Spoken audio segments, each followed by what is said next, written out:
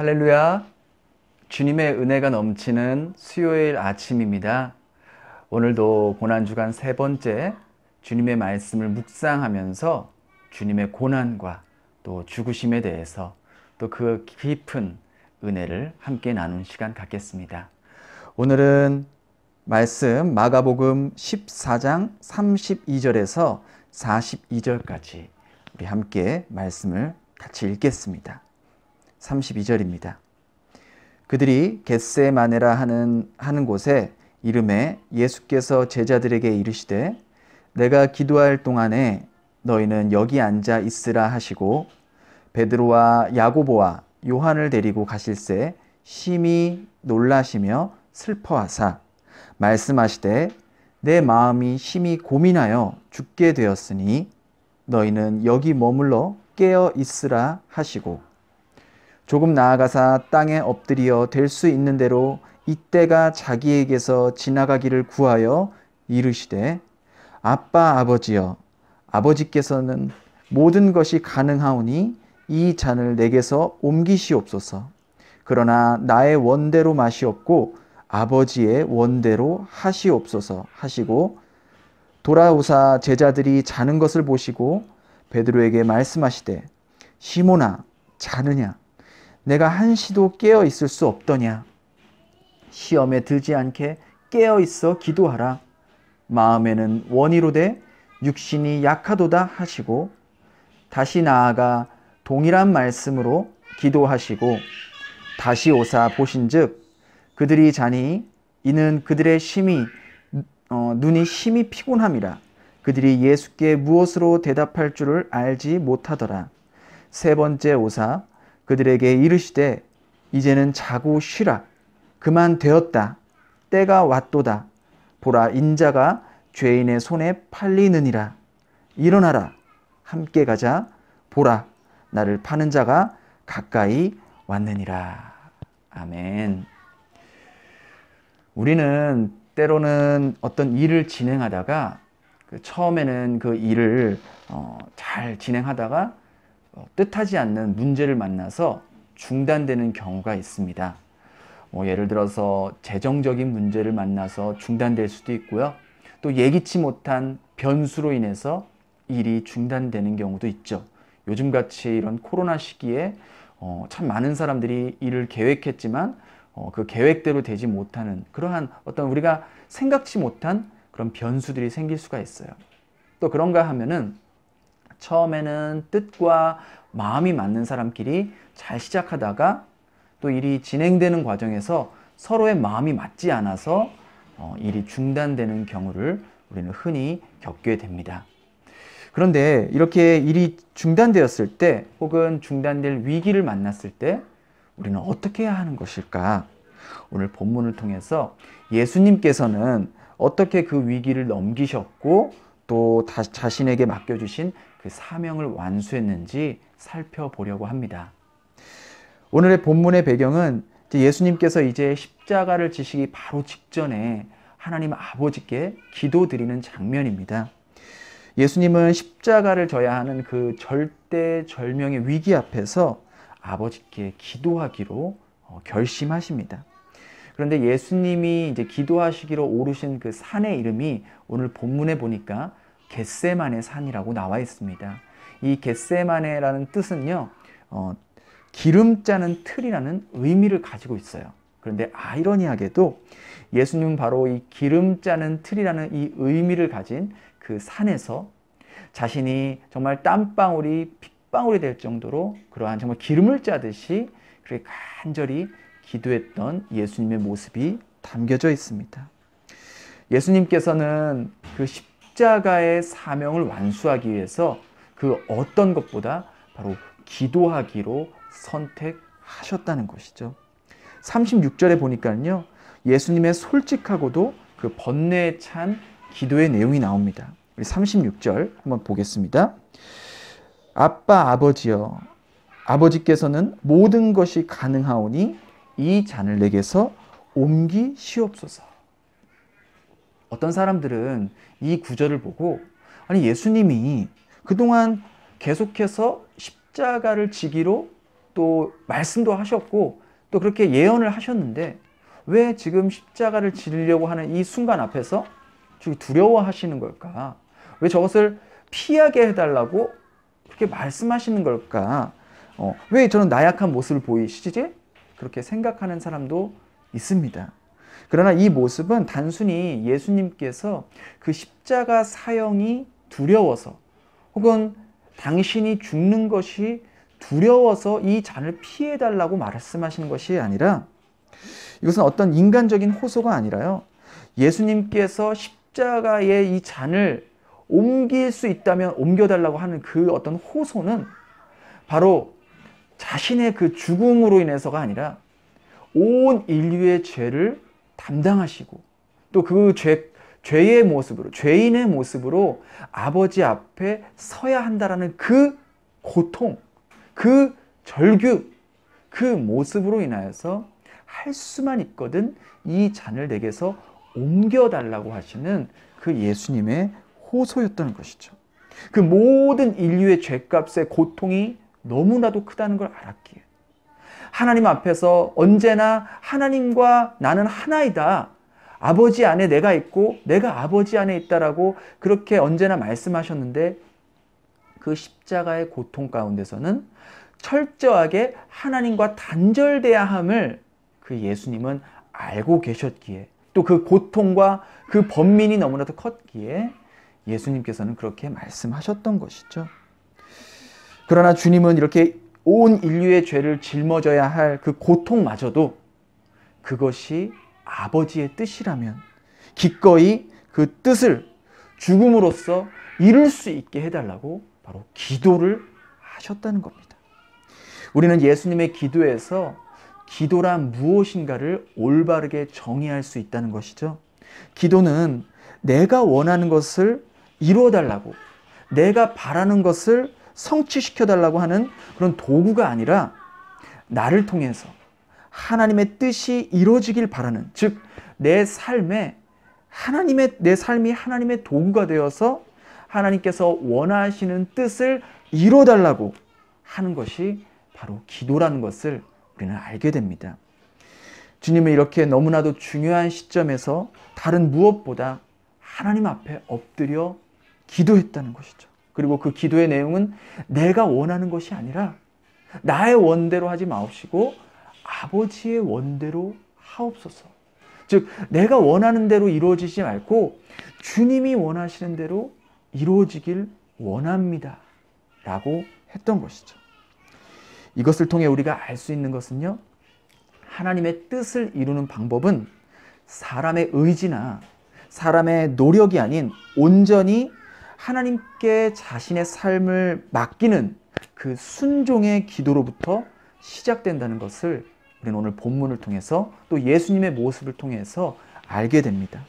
예수님조차도 이 십자가라는 온 인류의 죄를 담당해야 하는 이 사명을 감당하시기 위해서 이 십자가를 끝까지 붙잡게 해달라는 기도, 나의 감정이나 나의 이해 타산으로 계산해서 일을 하는 것이 아니라 오로지 하나님의 뜻이 내 삶을 통해서 이루어지길 원합니다 라는 그런 간절한 마음으로 기도했을 때 바로 그 기도의 힘으로 그 십자가를 끝까지 붙잡고 사명을 완수하셨던 것이죠. 그러하기에 저와 여러분들도 마찬가지로 나의 삶을 통해 하나님 나라가 확장되기를 원한다면 그 어떤 것보다 선행되어야 될 것이 바로 내 의지를 내려놓고 하나님 앞에 순종할 수 있게 해달라는 바로 그 기도, 순종의 기도가 필요하다는 것이죠. 바로 이것이 우리가 하나님께 맡겨주신 사명을 완수할 수 있는 방법이라는 거예요. 우리 가족들의 영혼 구원을 위해서, 우리 남편들의 영혼 구원을 위해서, 또 우리 부모님의 영혼 구원을 위해서, 우리 자녀들의 신앙을 위해서, 또 나의 형제들과 이웃의 영혼 구원을 위해서, 또 내게 맡겨진 구역원들, 또 내게 맡겨진 우리 어린 학생들, 이러한 아이들의 영혼 구원을 위해서 내가 해야 할 일은 내가 원하는 대로 이루어지지 않는다 할지라도 낙심하지 말고 나의 뜻보다 하나님의 뜻이 이루어지기를 원합니다. 하나님의 뜻은 언제나 선하다는 것을 인정하며 나의 삶이 순종의 삶이 될 수 있도록 주님, 저를 도구 삼아 주옵소서라고 기도해야 된다는 것이죠. 그런데 만약 반대로 기도를 하지 않을 때 어떤 일이 일어나는지 아십니까? 오늘 본문에는요, 예수님께서 베드로와 야고보와 요한을 따로 데려가셔서 겟세마네 동산에 같이 올라가십니다. 그리고 예수님께서 이렇게 말씀하세요. 내가 기도하러 가니 너희도 이곳에서 깨어 있어라. 깨어 있으라고 말씀하신 의미는 기도하라는 말씀이에요. 오늘 본문에 깨어 있으라고 말씀하신 것이 무려 3번씩이나 나왔다는 것이죠. 38절에도 깨어 있어 기도하라고 말씀하셨던 거예요. 그러나 안타깝게도 제자들은 예수님이 기도하러 3번이나 가셨지만 그들은 육신의 피곤함을 이기지 못한 채 기도하지 못하고 잠이 들었던 것이죠. 예수님께서 그들에게 깨어 기도하라 강조하시면서 왜 그렇게 깨어서 기도해야 되는지에 대한 이유를 38절 상반부에 이렇게 말씀하십니다. 시험에 들지 않게 깨어 기도하라. 이것을 바꿔 말하면 깨어 기도하지 않는다면 너희는 시험에 들 것이다. 그러니 깨어서 기도해야 된다. 실제로 이 사건 이후에 어떤 일이 벌어졌습니까? 예수님이 군인들에게 잡혀가실 때 여기 있는 3명의 제자들은요, 자신들도 잡혀갈까봐 예수님을 버리고 도망갔습니다. 이 사건 바로 이전에 베드로가 뭐라고 말한지 아십니까? 마태복음 26장 33절에 모두 다 주를 버릴지언정 저는 주님을 버리지 않겠습니다. 또 35절에는 내가 주와 함께 죽을지언정 나는 결코 주를 버리지 않겠나이다 라고 장담했어요. 그런데 몇 시간도 채 지나지 않은 채 베드로는 그렇게 단호하게 결심했던 그의 말은 물거품처럼 사라졌던 것이죠. 이것이 무엇을 말해줄까요?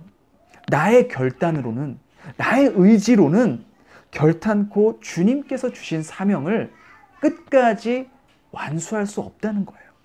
즉 나의 힘으로는 이 십자가의 길을 완수할 수 없다라는 것입니다.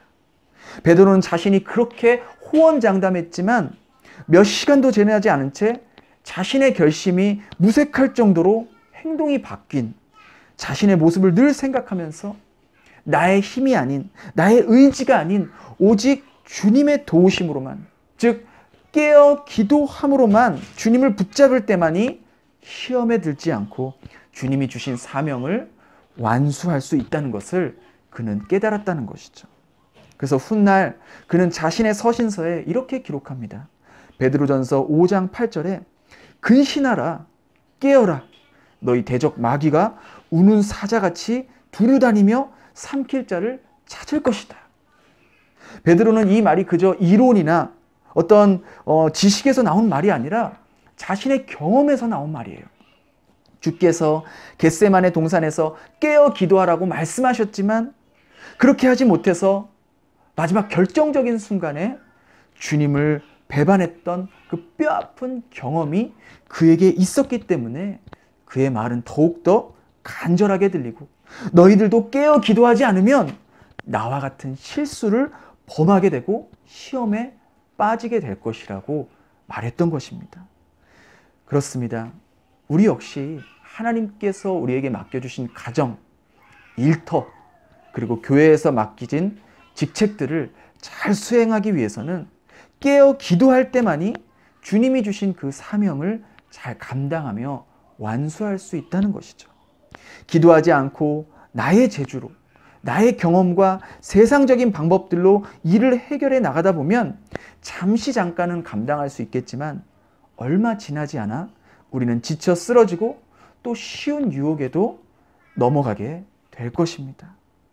그토록 하나님께 사랑받았던 다윗이 언제 죄의 유혹에 무릎을 꿇었습니까? 그가 기도하지 않을 때. 그는 기도하지 않을 때 우리아의 아내가 눈에 들어왔고 해서는 안 될 일을 저질렀던 것이죠. 가나안 땅을 정복했던 여호수아가 언제 하나님 앞에서 실수했습니까? 가나안 땅을 점령하려 했을 때 그 땅의 모든 민족을 멸살시키라고 하나님이 명령하셨어요. 그런데 기브온 민족이 그들을 속여서 조약을 맺으려 할 때 여호수아 9장 14절에 보니까 그들이 어떻게 할지 여호와께 묻지 않았다라고 기록이 되어 있습니다. 성경에는요, 수많은 인물들이 나오지만 그들이 깨어 기도했을 때는 하나님께서 그들과 함께 하셔서 하나님의 나라가 확장되는 것을 보았지만, 그들이 하나님께 묻지 않고 자신들이 보기에 좋아 보이고 인간적인 생각으로 괜찮아 보인다는 것을 선택했을 때 오히려 그것이 그들의 올무가 되고 덫이 되어서 그들을 시험에 빠뜨리게 했던 일들을 우리는 성경을 통해서 수도 없이 보았을 것입니다. 즉, 주님 앞에 깨어 기도하는 사람만이 주님이 주신 사명을 끝까지 붙잡고 완수할 수 있지만, 기도하지 않는 사람은 그 사명을 감당할 수가 없다는 것이죠. 왜냐? 기도는 우리의 사명을 감당케 하는, 완성케 하는 동력이 되기 때문입니다. 저와 여러분은 주님의 제자 맞습니까? 그렇죠? 그럼 우리는 모두가 각자의 십자가를 지고 가는 주님의 제자들입니다. 그 십자가는 결코 우리의 의지나 우리의 결단으로 지고 갈 수 없다는 것을 우리는 베드로를 통해서 보았습니다. 우리에게 맡겨진 십자가는 오직 주님이 주시는 힘으로만 짊어지고 갈 수 있다는 것이죠. 날마다 깨어 기도한다면 우리에게 찾아오는 수많은 유혹과 시험 앞에서도 우리는 그것을 이겨내며 나아갈 수 있을 것입니다. 그러나 반대로 깨어 기도하지 못한다면 우리는 작은 시험에도 쉽게 넘어지고 쓰러지게 될 것입니다. 그러하기에 오늘 고난주간 세 번째 날 우리가 기억해야 될 한 가지는, 주님께서 내게 맡겨주신 사명, 그것이 가정을 지키는 일이든 교회에서 구역원을 돌보는 일이든 주일학교에서 아이들을 섬기는 일이든 또 이웃을 섬기는 일이든지 간에 간절한 기도 없이는 끝까지 그 사명을 감당할 수 없다는 것. 예수님처럼 간절히 깨어 기도할 때만이 십자가를 지실 수 있었던 것처럼 우리에게 맡겨진 사명을 완수할 수 있을 것입니다. 주님께서 오늘 허락하신 이 하루도 부족하고 연약하지만 우리의 삶을 통해 하나님의 뜻이 이루어지고 하나님의 나라가 확장되길 축복합니다. 그 과정이 우리의 뜻대로 되지 않고 우리의 바람대로 이루어지지 않는다 할지라도 낙심하거나 좌절하지 않고 우리의 뜻보단, 우리의 바람보다는 하나님의 뜻과 하나님의 계획이 크시기에 오늘도 우리가 기도할 것은 우리의 원대로 하지 마옵시고 오직 아버지의 원대로 하옵소서. 나의 바람대로 기도가 성취되는 것이 아니라 주님의 뜻이 이루어지길 원합니다 라고 고백할 수 있는 저와 여러분 되기를 예수님의 이름으로 축복합니다. 기도하겠습니다. 하나님 감사합니다. 오늘 말씀을 통해서 우리 각자에게 주어진 십자가의 길을 걸어갈 수 있는 방법이 무엇인지 깨달았습니다. 우리의 의지와 우리의 결단으로는 결코 이 십자가의 길을 걸을 수 없음을 말씀을 통해서 오늘 보게 되었습니다. 우리 예수님처럼 주님께서 우리에게 맡겨주신 그 사명을 감당할 때에 나의 뜻이 아니라 나의 원대로 하지 마옵시고 아버지의 원대로 하옵소서.